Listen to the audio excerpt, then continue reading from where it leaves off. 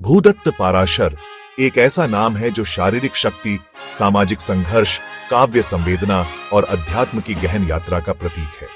वे एक पूर्व राष्ट्रीय मार्शल आर्ट चैंपियन, साहसी छात्र नेता, कवि और सामाजिक कार्यकर्ता से आध्यात्मिक चेतना के प्रेरक बन गए। भूदत्त पाराशर का जन्म एक साधारण परिवार में हुआ, जहां उन्होंने बचपन से अनुशासन और संघर्ष सीखा। 1985 में दिल्ली के तालकटोरा स्टेडियम में राष्ट्रीय मार्शल आर्ट चैंपियनशिप में उन्हें राष्ट्रीय चैंपियन घोषित किया गया। तत्कालीन प्रधानमंत्री राजीव गांधी ने उनका स्वागत किया। यह उपलब्धि उनके शारीरिक बल और आंतरिक एकाग्रता का प्रमाण थी। भगवद गीता में श्री कृष्ण कहते हैं, योग कर्मसु कौशलम, योग कर्मों में कुशलता है, जो उनके जीवन की नींव बनी। 1990 में भूदत्त पाराशर ने छात्रों के अधिकारों और सरकार की दमनकारी नीतियों के खिलाफ फरीदाबाद में आंदोलन का नेतृत्व किया, जिसके कारण 4 दिन का कर्फ्यू लगा और विजयादशमी पर रावण दहन प्रभावित हुआ। सरकार ने उन्हें ट्रेन डकैती के झूठे आरोप में जेल भेजा, लेकिन यह दमन उनके संकल्प को तोड़ न सका।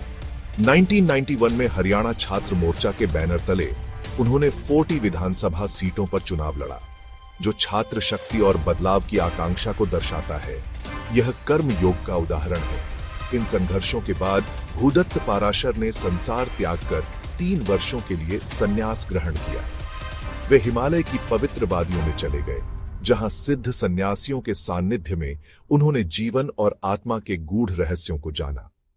यह काल उनकी आत्मचिंतन और तपस्या का समय था, जो आध्यात्मिक जागरण का आधार बना।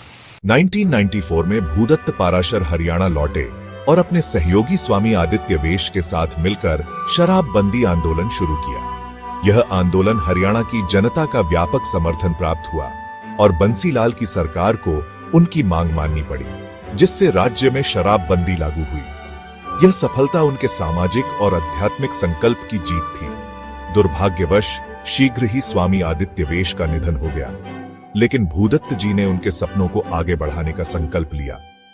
स्वामी आदित्य वेश के निधन के बाद भूदत्त पाराशर ने उत्तर भारत के छात्र नेताओं के साथ मिलकर डैजल टाइम्स समाचार पत्र की स्थापना की। यह समाचार पत्र भ्रष्टाचार में लिप्त नेताओं और अधिकारियों के खिलाफ एक साहसिक अभियान चला।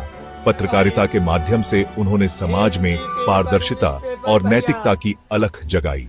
अब भूदत्त पाराशर ने अपना सब कुछ त्याग दिया है और आध्यात्मिक चेतना के लिए देश दुनिया में लोगों को जगा रहे हैं। उनके भूदत्त पाराशर विचार मंच के माध्यम से आयोजित चलो अध्यात्म की ओर जैसे कार्यक्रम योग, ध्यान और सामाजिक सद्भाव पर केंद्रित हैं। महर्षि पतंजलि के योग सूत्र में यम और नियम के सिद्धांत उनके जीवन में साकार हुए, जहां सामाजिक सदाचार और आत्मशुद्धि एक साथ चली।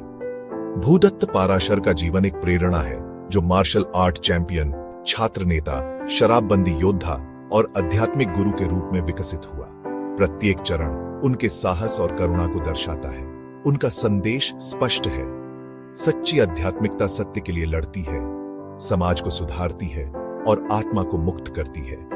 भूदत्त जी हमें प्रेरित करते हैं कि अध्यात्म की ओर चलो, जहां शक्ति सेवा बनती है और संघर्ष चेतना का स्रोत बनता है।